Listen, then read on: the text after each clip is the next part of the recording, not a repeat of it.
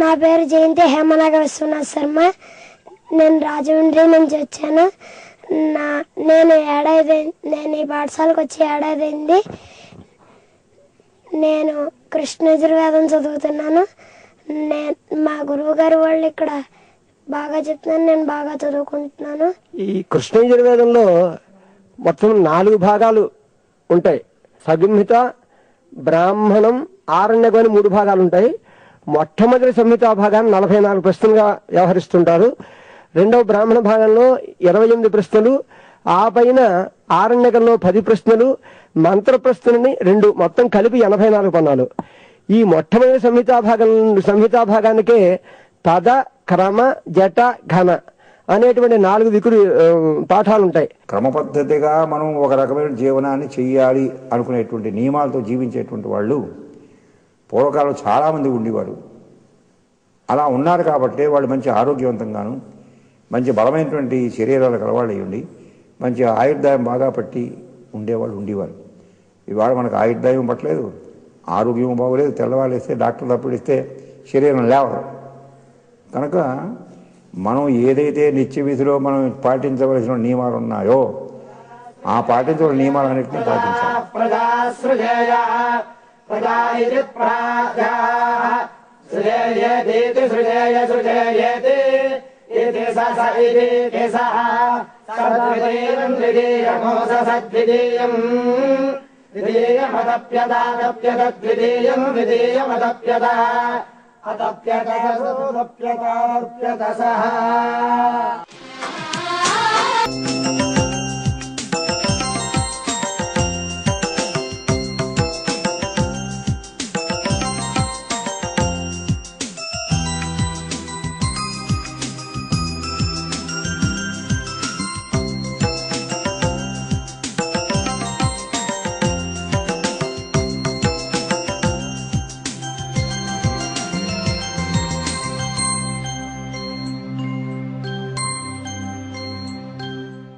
శాంతి శబ్దాన్ని 3 సార్లు పఠిస్తూ ఉంటారు లోకంలో. ఎందుకండి శాంతి శాంతి శాంతి అంటాం అనే దాని గురించి చాలా విశేషార్థం చెబుతూ, లోకంలో ఆధ్యాత్మిక ఉపద్రవాలు, ఆది భౌతిక ఉపద్రవాలు, ఆది దైవిక ఉపద్రవాలు అని 3 రకాల ఉపద్రవాలు. ఆది దైవిక ఉపద్రవాలు అనే దాంట్లో అతివృష్టి అనావృష్టిల వల్ల లోకంలో సర్వప్రాణులు భయపడటం, బాధపడటం. అలాగే ఆది భౌతిక ఉపద్రవాలు అంటే చౌర్యం, చోరబాధల వల్ల, వ్యాఘ్ర భల్లూకాల బాధల వల్ల బాధపడటం, అలాగే అనేక రకాల రోగాల వల్ల బాధపడటం. ఇది ఈ 3 రకాలైన ఉపద్రవాలని లోకంలో లేకుండా చేయడానికి పరమేశ్వరుడు యొక్క దివ్యానుగ్రహానికి ఈ శాంతి శబ్దాన్ని 3 సార్లు మేము పఠిస్తున్నాము అని చెబుతారు భాష్యంలో. అన్నిటికంటే ముఖ్యమైనది స్వస్తి ప్రజాభ్యః. భారతదేశంలో పుట్టినటువంటి ప్రతి వాడికి భారతీయ ఆత్మ ఏమిటి అంటే వేదం యొక్క ఆత్మ సమస్త ప్రజలకి క్షేమం కలుగుగాక, పరిపాలకులు న్యాయంగా పరిపాలించుగాక, తెలిసిందా అండి, సకాలమునందు వర్షములు పడుగాక. ఇలాంటి కోరికలే మాకు అన్నీ. వేదం యొక్క కోరికలన్నీ ఏమిటి? సమస్త క్షేమం చేయడం. ఈ బ్రహ్మాండంలో ఉండేటువంటి పిపీలు కాదు బ్రహ్మపర్యంతం అందరికీ క్షేమములు కలుగుగాక అని తాత్పర్యం. భారతీయులకు వేదవాంగ్మయం భగవదనుగ్రహం వల్ల లభించిన అమూల్యమైన సంపద. అది అనంత విజ్ఞాన రాశి. ఎవరైతే దాతృత్వ గుణం ఉండి దానం చేద్దామని అనుకుంటారో వాళ్ళు నిష్కల్మష హృదయంతో ఈ సంస్థని అభివృద్ధిలోకి తీసుకురావాలి అని ఆ పరమేశ్వరుని ఉద్దేశించి ఇచ్చే విరాళాల వల్ల వాళ్ళకి విశేషమైన దానఫలం ఇక్కడ తీసుకున్న వాళ్ళకు కూడా చాలా అయాచితంగా తీసుకుంటున్నారు. కాబట్టి ఆ ద్రవ్యం పరిశుద్ధమైన ద్రవ్యం అయ్యి ఇక్కడ చేసేటటువంటి అధ్యయనం చాలా విశేషమైన ఫలప్రదం అవుతుంది అని నేను చెబుతూ, వేదాధ్యయనాన్ని ప్రోత్సహించిన ఉండే ఫలాలు, వేదాధ్యయనం చేసిన వాళ్ళు 21 తరాలు, తన పూర్వంలో 10 తరాలని, తన తర్వాత 10 తరాలని, తనతో పాటు లెక్క పెట్టుకుంటే 21 తరాలని తరింపచేస్తారు అనే విషయాన్ని మనకి ధర్మశాస్త్రం చెబుతూ ఉంటుంది. కుక్షౌ తిష్టతి యస్యాన్నం వేదాభ్యాసేన జీర్యతే కులం తారయతే తేషాన్ దశపూర్వం దశాపరం. లోకంలో ఎవరు ఆహారాన్ని స్వీకరించినా ఆ శరీర ధర్మం ప్రకారం అరగటం అనేది సామాన్యమైన విషయం.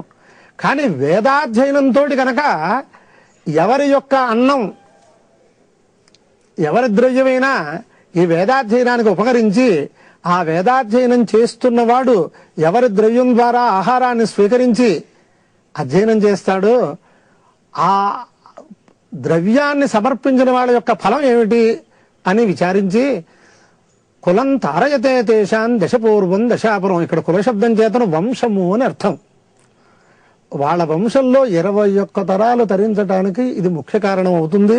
సర్వేషామేవ దానానాం బ్రహ్మదానం విశిష్యతే అని అనేక మంది అనేక రకాలుగా దాన ధర్మాలు చేసే గుణం ఉన్నా వేదానికి కనుక ఏమాత్రం చేసినా అది అనేక తరాలకి ఉపకరిస్తుందనే ఉద్దేశంతో ధర్మశాస్త్రంలో అనేక ఉపదేశాలు ఉన్నాయి. కాబట్టి ఎవరైనా వేద ధర్మాన్ని, ఇక్కడ జరుగుతున్నటువంటి పద్ధతిని ప్రోత్సహించడానికి ఐచ్ఛికంగా ఆర్థిక ప్రోత్సాహం చేస్తే ఈ సంస్థ ఉత్తరోత్తరాభివృద్ధికి అది కారణం అవుతుంది అని నేను తెలుపుడు చేస్తున్నాను. ప్రతి వేదంలోనూ మనకు దొరుకుతున్న శాఖలు చాలా తక్కువ. నశించిపోయిన శాఖల సంఖ్య చాలా ఎక్కువ. ఋగ్వేదంలో 21 ప్రధాన శాఖలు ఉన్నాయని ప్రసిద్ధి. ఇప్పుడు దొరుకుతున్న శాఖలు కేవలం 2 మాత్రమే. 19 ప్రధాన శాఖలు కాలగర్భంలో కలిసిపోయాయి. కృష్ణ యజుర్వేదానికి 86 శాఖలు ఉన్నట్లు ప్రసిద్ధి. అందులో ఇప్పుడు దొరుకుతున్న శాఖలు 4 మాత్రమే. 82 శాఖలు కాలగర్భంలో కలిసిపోయాయి. శుక్ల యజుర్వేదానికి 17 ప్రధాన శాఖలుండేవి. కానీ ఇప్పుడు 2 శాఖలు మాత్రమే ఉన్నాయి. సామవేదానికి 1000 ప్రధాన శాఖలుండేవి. కానీ ప్రస్తుతం దొరుకుతున్నవి 3 మాత్రమే. మొత్తం మీద ఈ వేదంలో 997 శాఖలు కాలగర్భంలో నశించిపోయాయి. అధర్వణ వేదానికి 9 ప్రధాన శాఖలుండేవి. అందులో 7 శాఖలు నశించిపోగా 2 శాఖలు మాత్రమే దొరుకుతున్నాయి. ఇలాగే మన సంస్కృతిని వదిలేస్తే మిగిలింది కూడా నశించిపోతుంది. ప్రస్తుతం మన కర్తవ్యం మన శక్తి వంచన లేకుండా ప్రయత్నం చేసి ఇలాంటి వేద సంచయాన్ని మన ముందు తరానికి అందజేయగలిగితే నిజంగా మనం భారత జాతికి ఎంతో మహోపకారం చేసిన వారమవుతాం. వేద విద్యా గురుకులం స్థాపించాలన్న సమున్నత ఆశయం అక్కడి ప్రతి విద్యార్థి పలికే వేదమంత్రంలో ప్రతిధ్వనిస్తోంది.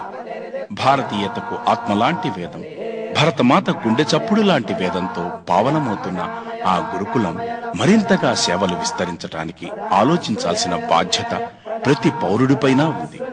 ఈ పవిత్ర కార్యంలో పాలు పంచుకునే ఉద్దేశంతో మా టీవీ ఈ గురుకులానికి 50,000 రూపాయలను అందించాలని సంకల్పించింది. చాలా విశేషమైన పురస్కారాన్ని మాకు అందజేసినందుకు సంస్థలో ఉండే సభ్యులందరికీ కూడా వేదవేద్యుడైనటువంటి పరమేశ్వరుడు సర్వకాల సర్వావస్థల యందు సకల శ్రేయస్సులు ఇవ్వాలి అని ఆ వేదవేద్యుడైనటువంటి పరమేశ్వరుని ప్రార్థన చేస్తున్నాను.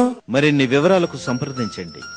శ్రీ దత్తాత్రేయ వేద Vidya Gurukulam, Veda Godavari Marg, door number 10-473/2, Seetharama Agraharam, Konthamuru, Rajahmundry 533102. Landline 0832487767, 2487768. Mobile 9490479873. Email sdv.gurukulam@yahoo.com.